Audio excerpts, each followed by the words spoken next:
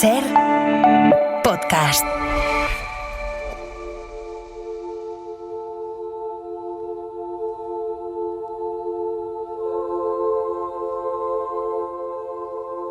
Horas antes de que la Virgen de Monserrate recorra por primera vez las calles de Orihuela, la imagen es vestida cuidadosamente por sus camareras siguiendo un estricto ritual que excluye a los hombres de los preparativos.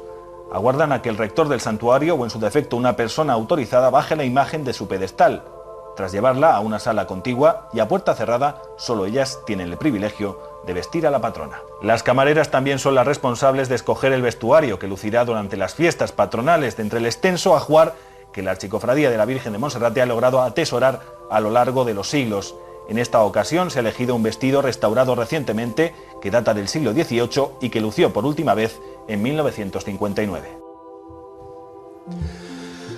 Y mucha más historia tiene la Virgen de Monserrate, que es a quien vamos a dedicar los próximos minutos aquí en Ser Historia, en este programa especial que estamos haciendo desde Orihuela. Escuchábamos ahora un fragmento de un corte del Orihuela, hablando precisamente de esa tradición que hay alrededor de la patrona de esta población, la Virgen de Monserrate, que los que no estamos familiarizados aquí, a los oriolanos les parecerá de lo más normal, pero a mí se me va Montserrat, no, Monserrate, hay que añadir una E al final. Y queríamos contar la historia de esta Virgen, de este santuario que está celebrando ese 250 aniversario, de la mano de, yo creo que de una de las personas que mejor conoce su historia, que es Gonzalo Damián Montoya, que es concejal de turismo del Ayuntamiento de Orihuela. Gonzalo, bienvenido de nuevo a Ser Historia. Muchas gracias, Nacho, encantado de estar aquí. Me estás dando un poco de calor con la chaqueta. Sí, esto va un poco en el cargo, parece que va sin chaqueta y no... Y no eres nadie. Y no puede ser. Bueno, yo estoy haciendo el programa con un polo y bueno, la gente puede pensar lo que quiera, ¿eh? Ya escuchábamos a Miguel Hernández, ¿eh? Hay que tomar también esos valores. Gonzalo, bromas aparte, la figura de la Virgen de Monserrate, ¿de dónde viene ese nombre? Que, insisto, aquí a la gente de Alicante les suena, ¿no? Muy sencillo, ¿no? Es algo, pero los que somos de fuera leemos automáticamente Montserrat y parece que hay un error en la escritura, ¿no? Y no es así. Bueno, esta vocación mariana, ¿no? El nombre de la patrona de la ciudad, pues está íntimamente unida a nuestra historia, ¿no? A la historia de este rincón levantino. Su origen es previo a la invasión islámica, ¿no? En la época visigótica, la llamada Virgen de la Puerta, ¿no? Porque estaba en una de las puertas de la muralla, la que daba al Arrabal Roig, ¿no? A lo que hoy llamamos el Rabaloche. Entonces, como estaba en la puerta, pues ese nombre de Virgen de la Puerta, cuenta la tradición legendaria, ¿no? Que en el momento de la invasión islámica, pues esa Virgen es escondida, y lo que cuenta la tradición es que después del 1242, ¿no? La Reconquista, en el año 1306, es hallada, ¿no? Esa tradición legendaria debajo de una campana que se oyó en la sierra, ¿no? Y al final se excavó en la sierra. Es curioso que en muchos lugares, en Madrid, también en Castilla-La Mancha, esa idea de la Virgen robada o escondida, mejor dicho, en un lugar y que luego aparece de forma milagrosa, ¿no? En Madrid, la Virgen de la Almudena, Almudaina en árabe es la muralla, ¿no? Y es curioso, ¿no? Ver cómo estas ideas se proyectan en diferentes sitios y hacen, en definitiva, reflejo de una tradición identificada con la Virgen. Sí, es hallazgo milagroso, ¿no? Entonces, muy común. Entonces, pues claro, en el momento en que la encuentran, pues la Virgen no tiene nombre, ¿no? En los repobladores, entonces, que son valencianos, catalanes y aragoneses, pues proponen, ¿no? Eso es lo que dice la tradición, proponen varios nombres, ¿no? Orito, Pilar, Montserrat, ¿no? Los catalanes Montserrat, los aragoneses Pilar, los valencianos Orito. Y entonces pues se sortea el nombre y sale Montserrat. Hasta ahí todo normal, la vocación catalana que conocemos, ¿no?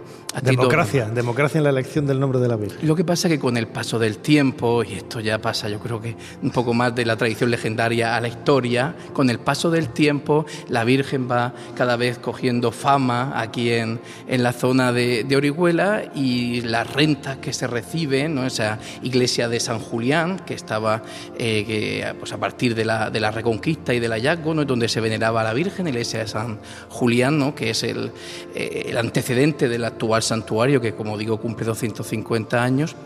Esa Virgen va cogiendo cada vez fama, las rentas son cada vez mayores y llega un momento en que el monasterio de Montserrat de Cataluña empieza a reclamar su parte, ¿no?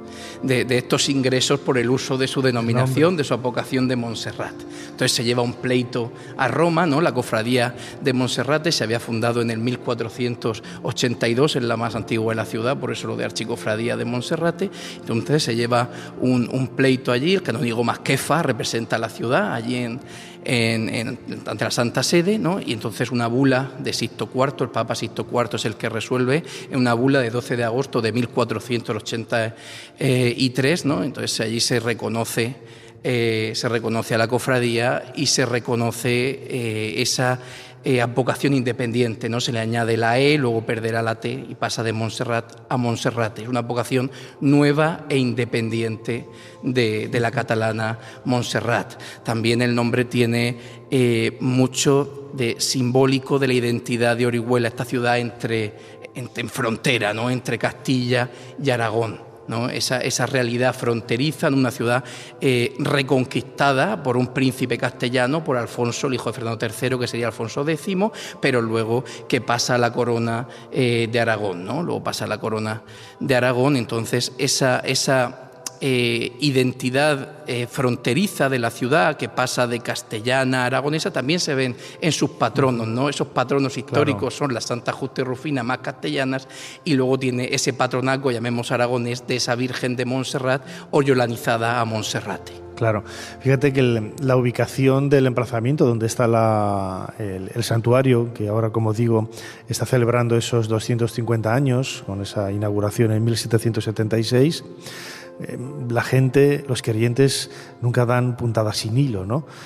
Allí había antes un santuario de poca goda, que es lo que se reforma, y yo no sé si se ha hecho alguna investigación, algo para conocer qué pudiera haber antes, que a lo mejor seguramente pues había algún tipo de capilla, de santuario también, hoy denominaremos pagano, ¿no? De época quizás romana, ibérica, pero era un lugar sagrado seguro desde la prehistoria, ¿no? Lo que sabemos de esa iglesia de San Julián, ¿no? Que es esa iglesia, la que me gusta decir que los primeros cristianos que nacen después de la Reconquista se bautizan allí, porque mientras las mezquitas pasan a ser, ¿no? Iglesia del Salvador, lo que hoy es la catedral, iglesia de Santiago, etcétera, mientras eso se sucedía, la iglesia de San Julián era esa digamos, primitiva iglesia. Claro, esa iglesia, a partir del 1306 del hallazgo, es donde se venera a la Virgen, ¿no? ¿Qué pasa? Que el 15 de agosto de 1748 hay un terremoto que acaba con gran parte de esa iglesia de San Julián. Y entonces, pues haciendo de la necesidad virtud, ¿no? En ese momento tan importante de la Orihuela barroca, capital de sede episcopal y demás, en ese momento el obispo Juan Elías Gómez de Terán, que a mí me gusta decir que es un obispo constructor, porque no solo construye el santuario, sino que construye el seminario, el cuartel de artillería, es como Brandon el constructor de Juego de Tronos, ¿no? Igual, pues está Juan Elías Gómez de Terán, que es el obispo constructor.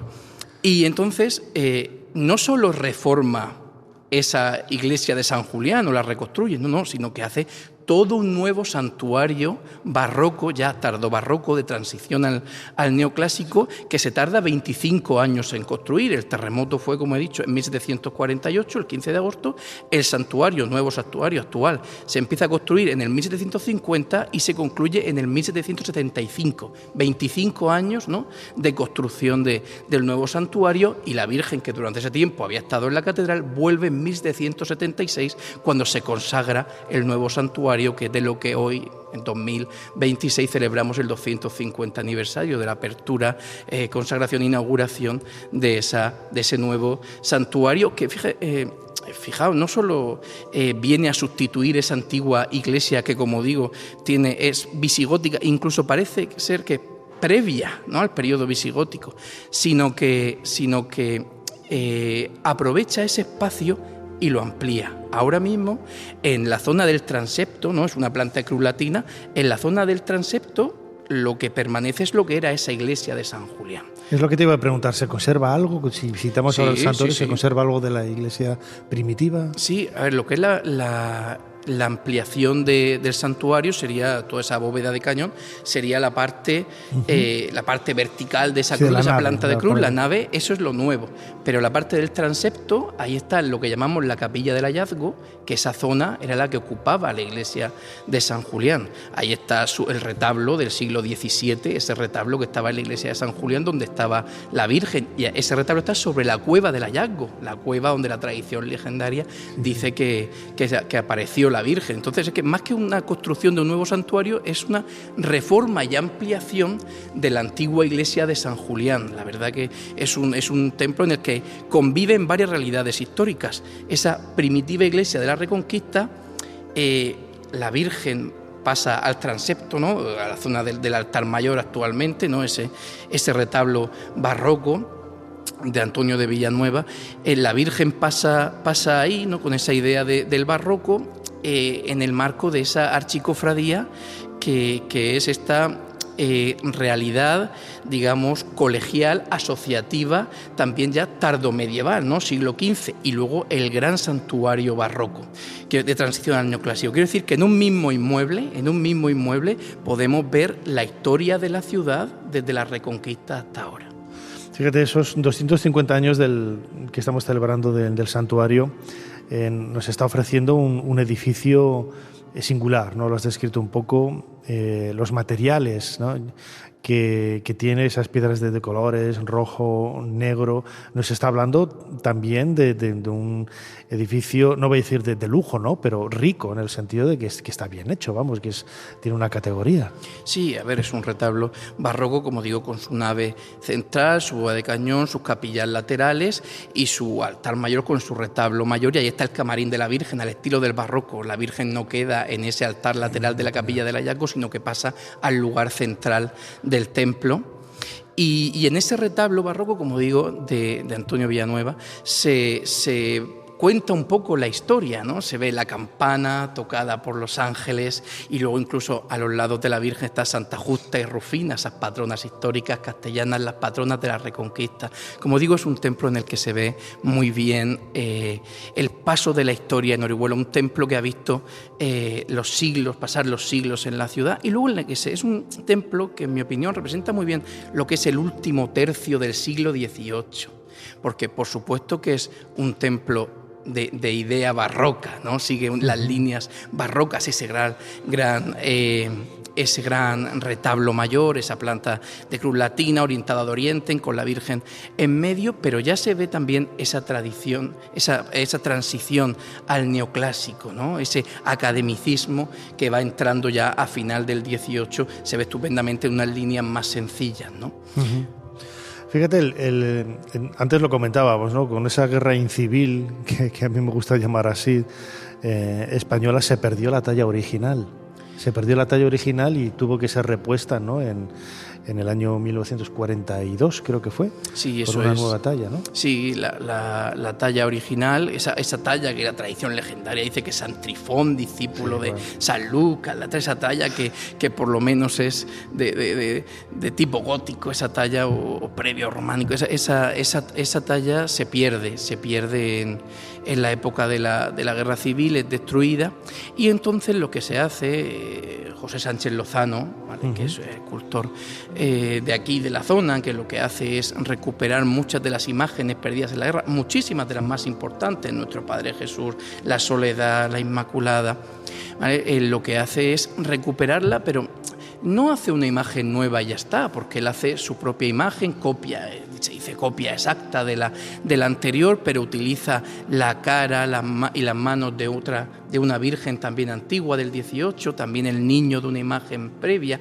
Incluso se habla de que contiene algunos de los elementos de la Virgen anterior en la zona de la peana y demás. O sea, podemos decir que la Virgen es continuidad de la Virgen anterior, y luego también tiene toda una colección, todo un ajuar, ¿no?, que hereda de la Virgen anterior y que usa la Virgen actual. Uh-huh. Ya como última pregunta, Gonzalo, Montoya, concejal de Cultura del Ayuntamiento de Orihuela, la localidad en donde nos encontramos. ¿Qué importancia tiene la Virgen de Monserrate, su festividad, su tradición en la ciudad actualmente? Pues hombre, la Virgen de Monserrate yo creo que sigue siendo un signo identitario importante de la ciudad. No solo por su santuario, como digo, declarado bien de interés cultural, ¿no?, con la categoría de monumento, cuyo valor histórico y patrimonial es evidente. Yo digo que termina el paseo cultural de 2 kilómetros, que empieza en el Palmeral y sigue por el Santo Domingo, la Casa Museo, pues termina en Monserrate, sino que la Virgen, ¿no?, como patrona canónica de la ciudad desde 1919, como patrona canónica de la ciudad, pues sigue teniendo una importancia. Pues encontramos ese nombre de Monserrate. Yo, por dar un ejemplo, mi madre se llama María Monserrate, ¿no? Un nombre que es de mujer y de hombre, ¿no? Tenemos las Monses y los Rates, ¿no? Es una cosa curiosa, que no hay tantas advocaciones marianas que sirva el nombre para hombre y para mujer. Y luego pues tiene sus tradicionales cultos, ¿no? El mes de mayo, sus fiestas de septiembre, ¿no?, en que la Virgen baja a la catedral, y luego también porque ahora se les está dando un cierto reimpulso cultural. Ahora se hace el festival desde el año pasado, la Tardeada, festival indie, ¿no?, que le da también un contenido festivo a esas fiestas. Y luego la tradición que a mí me gusta, la tradición milagrosa que tiene la Virgen de Monserrate, que eso es común de las imágenes principales. Sí. Al final, devociones hay muchas, pero ¿por qué los pueblos se decantan por una en concreto? Pues normalmente, perdonadme, porque reciben una contraprestación, ¿vale?, que es el milagro, ¿no?, el prodigio. Entonces la Virgen de Monserrate, como tantas otras vírgenes de su marco, del panorama español, pues se le atribuyen muchos milagros, ¿no? El tema del incendio de la calle Mancebería, un incendio en una calle tradicional de aquí de Orihuela, que al llevar a la Virgen y tirar el ramo deja de para el incendio. El milagro que se le atribuye muy tradicionalmente es el tema fluvial, el tema de la lluvia, ¿no?, para instar a que llueva y para que pare. O sea, la Virgen servía para las dos cosas, para que llueva y para que pare de llover. Una zona de huerta, como Orihuela, su principal riqueza es la tierra, la huerta, ¿no? Aquí el agua es muy importante, eso lo sabemos todos, y la lluvia es muy importante. Y a la Virgen de Monserrate se la saca tanto en rogativa para que llueva, como hay todo un ceremonial de tirar su ramo al río para que bajara las aguas. De hecho, de los 10 gozos que tiene la Virgen, hay uno que hablo de memoria, que dice algo así: dice, cuando el río rompe el freno y en montes de agua se erige, su vana hinchazón corrige al ver tu rostro sereno. Templáis su cerviz undosa, con los ramos esparcidos, socorred los desvalidos, porque sois tan poderosa.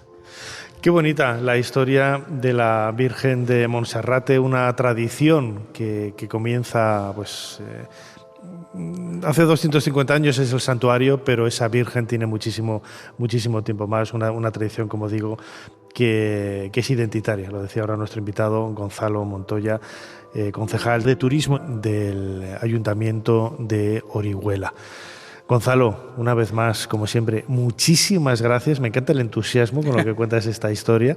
Muchísimas gracias por habernos ayudado una vez más a hacer un poquito más de historia. Nacho, muchas gracias. Yo solo quiero añadir una pincelada, que es que el propio santuario, aparte de la imagen de la Virgen, todo su patronaco y demás, el santuario acompaña la vida de los orihuelanos durante todo el año. O sea, aquí en Orihuela las dos fiestas principales son la Semana Santa, que la mayoría de sus procesiones van al santuario, y la procesión general del Viernes Santo sale del santuario de la Virgen, y los moros y cristianos, ¿no?, de interés turístico nacional, la Semana Santa de interés turístico internacional, en el que hay un momento también en que los cargos festeros, ¿no?, van a pasarse por el manto de la Virgen. Quiero decir que ese santuario, ese espacio que ha visto la historia de la ciudad, esa imagen tan oriolana, ¿no?, Monserrate, esa vocación de frontera aragonesa, pero con nombre de historia aragonesa, pero con nombre castellano, pues acompaña la vida de los oriolanos. Y nada, Nacho, como siempre, muchísimas gracias por permitirme pasar este momento tan bueno hablando un rato contigo, y que aquí en Orihuela pues tenéis siempre vuestra casa.